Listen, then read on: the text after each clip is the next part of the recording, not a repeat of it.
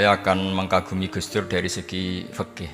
Ketika Gus Dur dilengsarkan dari presiden, yang paling saya kenang dan para ulama seluruh Indonesia, mungkin seluruh dunia mengenang adalah keberhasilan Gus Dur mengelola konflik itu tidak pertumpahan darah. Karena kalau dijadikan ajang pertempuran antara dua kekuatan, maka bangsa kita akan menjadi korban. Karenanya dikeluarkan maklumat yang akan dibacakan oleh saudara Yahya Stakuf. Adanya upaya secara sistematis melalui media massa untuk merusak reputasi seseorang. Dalam bahasa umum dinamakan karakter assassination. Jika keselamatan negara jadi taruhannya, tindakan tegas akan saya ambil. Tidak peduli siapapun. Jadi karena itu saya tidak pernah mikir diri saya sendiri. Ini sudah kegilaan di luar batas. Gus! Pengawal! Gus Dur! Katut no!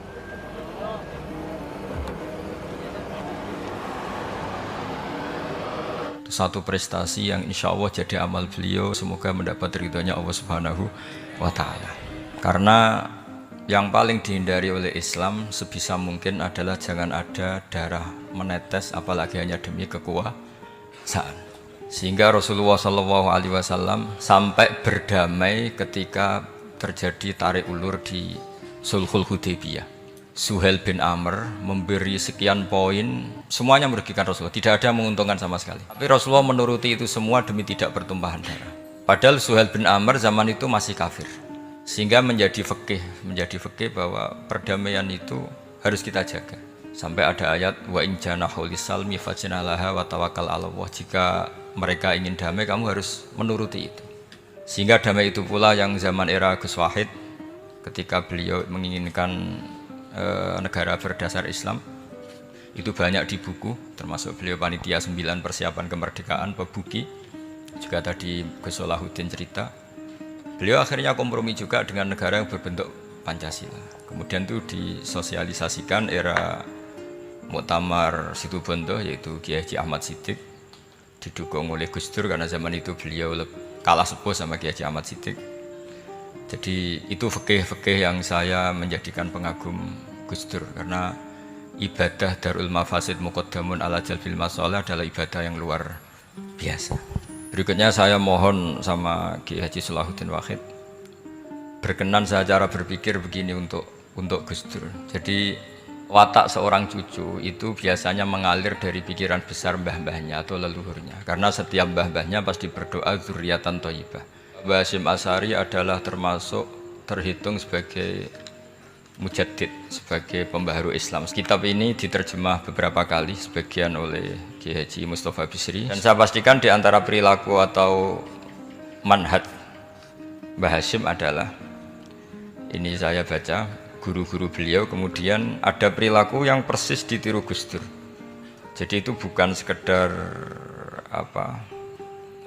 bukan sekedar mitos atau kebetulan, beliau punya pilihan-pilihan yang dipilih sampai akhir hayatnya. Di sini ada cerita proses Mbah Hasyim ngaji, kemudian pernah ada seorang Jerman mau belajar Islam sama Mbah Hasyim, kemudian ditemui beliau dengan sangat hangat.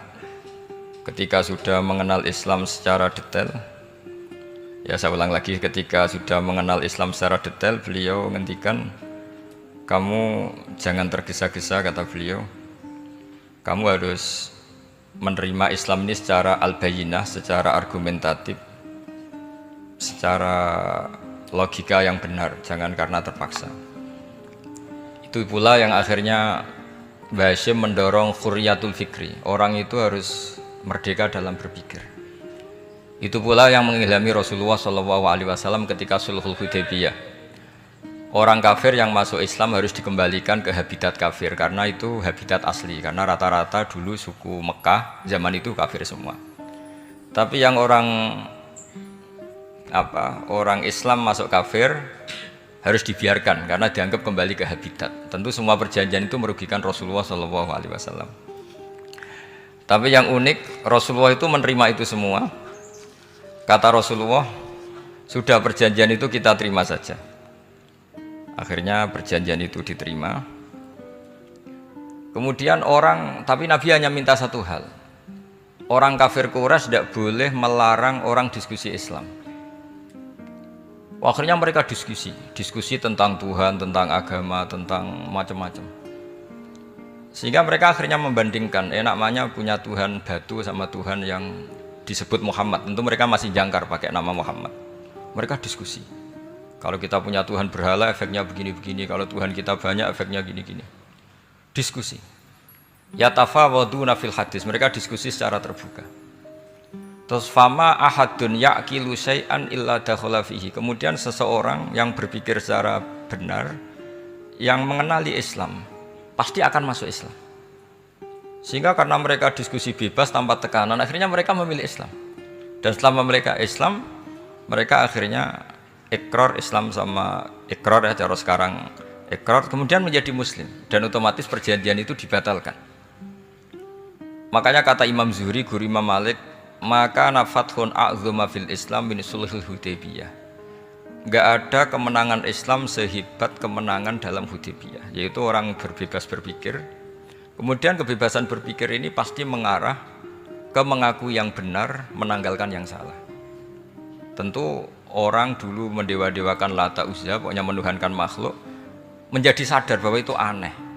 Kenapa kita harus sembah batu yang dipahat? Kenapa kita harus menyembah makhluk dan sebagainya? Dan akhirnya mereka Islam. Tapi dulu kalau suasana perang itu keinginan orang hanya ingin menang kalah. Jadi yang kafir itu hanya ingin menang. Pokoknya jangan sampai kalah. Nggak pernah berpikir Islam itu apa. Di mana-mana perang itu ya pikirannya menang kalah. Tapi setelah nggak ada perang, meskipun segala perjanjiannya merugikan Islam, orang akan berpikir secara objektif. Makanya fama ahadun ya'kilu syai'an illa dakhala fihi. Tidak ada seseorang yang berpikir tentang Islam kecuali akhirnya masuk Islam. Sehingga itu disebut maka nafathun a'zuma fil Islam min sulhul Hudaybiyah. Enggak ada futuhat yang sebesar sulhul Hudaybiyah. Ini saya baca, tapi ini demi Gus Dur, artinya bahwa pilihan-pilihan itu mulai ada zaman Basim Asy'ari. Saya baca satu-satu ya, mulai kredibilitas ilmu beliau, karena dalam Islam itu harus ada sanad. Saya pernah ditanya seorang ilmuwan, Pak Bahak, kenapa Islam itu harus ada sanad? Kita kan orang cerdas, kan bisa berpikir sendiri, ngapain nunggu pikirannya orang-orang? Kata saya. Terus saya bilang, agama itu agamanya Allah dan Rasul. Kalau pikiran kamu namanya agama kamu, bukan pikiran agama, kata saya.